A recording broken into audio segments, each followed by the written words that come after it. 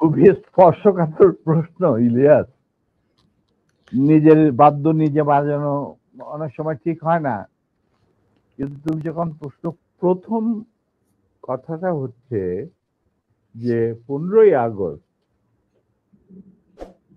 কিন্তু কোনো বিচ্ছিন্ন ঘটনা না, এটা সূত্রপাত হয় মুক্তিযুদ্ধ চলাকালীন অবস্থায়।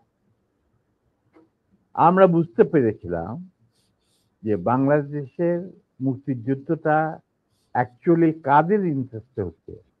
এটাকে আমাদের ইন্টারেস্টে হচ্ছে যে আমরা আমাদের দেশ যুদ্ধ করে স্বাধীন করব, নাকি এটার পেছনে অন্য কোনো উদ্দেশ্য কাজ করছে। যখন 7 দফাতে চুক্তি করে নজরুল ইসলাম আর তাজউদ্দিনকে পারমিশন দেওয়া হলো to establish provisional government in Calcutta, এই 7টা ক্লজ পড়ে সাইন করার পর, দস্তখত করার পরে নজরুল ইসলাম সাহেব ফিট হয়ে পড়ে গিয়েছিলেন যে এটা তো একদম একটা দাস খড়, যে আমরা ক্রমান্বয়ে ভারতের একটা করদ রাজ্য, তারপরে একটা অঙ্গরাজ্য হিসেবে রাজ্যে পরিণত হবে বাংলাদেশ, হবু বাংলাদেশ। আর ওই joint declaration between Usmani and general Manekshaw joint command establish করার পর কথা ছিল যে general Usmani on behalf of Bangladesh government will invite General Manekshaw to come and be present as an auxiliary force commander, সহায়ক শক্তির commanding chief হিসাবে in the Sunday ceremony, but the instrument will be signed by the Mukti Fauj commander in chief, who was General Usmani, Colonel Usmani.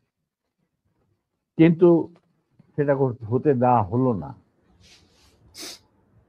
16ই ডিসেম্বরে যে surrender ceremony হলো race করতে, সেখানে পরিষ্কার বাংলাদেশের জনগণ দেখতে পেল যে পাকিস্তান আর্মি সারেন্ডার করছে ভারতীয় সেনাবাহিনীর কাছে, এবং সেখানে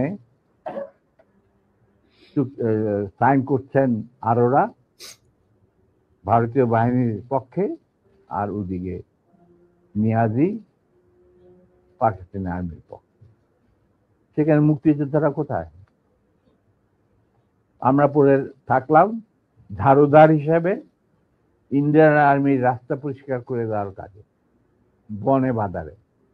আমাদের কি কোনো শহরগঞ্জে ঢোকার পারমিশন দিল না মুজিব সরকার, মানে তাজউদ্দিনের সরকার, আওয়ামী লীগ সরকার। সেই অবস্থায় কি প্রমাণিত, এটা এই ঘটনায় কি প্রমাণিত হলো?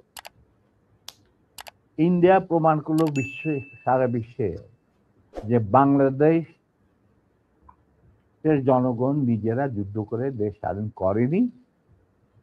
বাংলাদেশ নামক একটি রাষ্ট্র প্রিমেচুরলি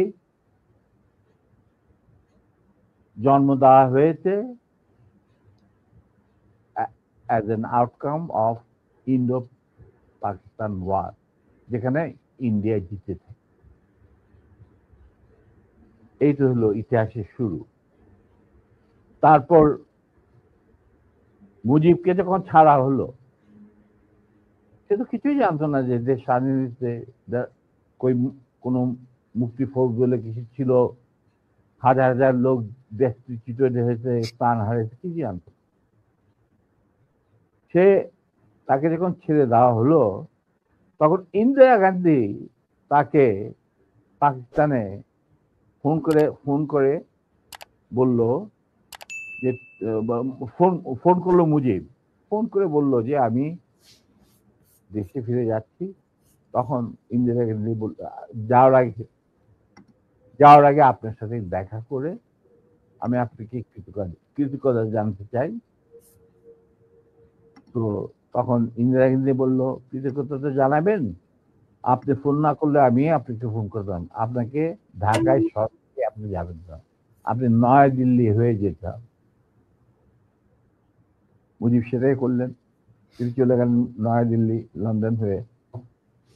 সেখানে কি হলো, যেই 7 দফা চুক্তিতে সাইন করার পর প্রবাসী সরকার গঠন করেছিল তাজউদ্দিন আর নজরুল ইসলাম, সেই আওয়ামী লীগ বাংলাদেশে ক্ষমতা গ্রহণ করলো সারেন্ডারের পর। ওই 7 দফা ভিত্তিতে, এবং সেই 7 দফাতে মুজিব স্বাক্ষর দেওয়ার পর ফিরে গিয়ে তিনি ক্ষমতা নিজে হাতে নিয়ে নিলেন। তাজউদ্দিনকে বললো, তাজউদ্দিন তুমি প্রাইম মিনিস্টার থাকবে না, আমি হমু প্রাইম মিনিস্টার। তারপর কি হলো, কোনো নির্বাচন নাই, কিছু নাই। ওই 70-এর নির্বাচনের সুবাদে তারা ইন্ডিয়ার 4 স্তম্ভ ডুপ্লিকেট বাংলাদেশে ইম্পোর্ট করে তার উপরে একটা সংগঠন বানানো।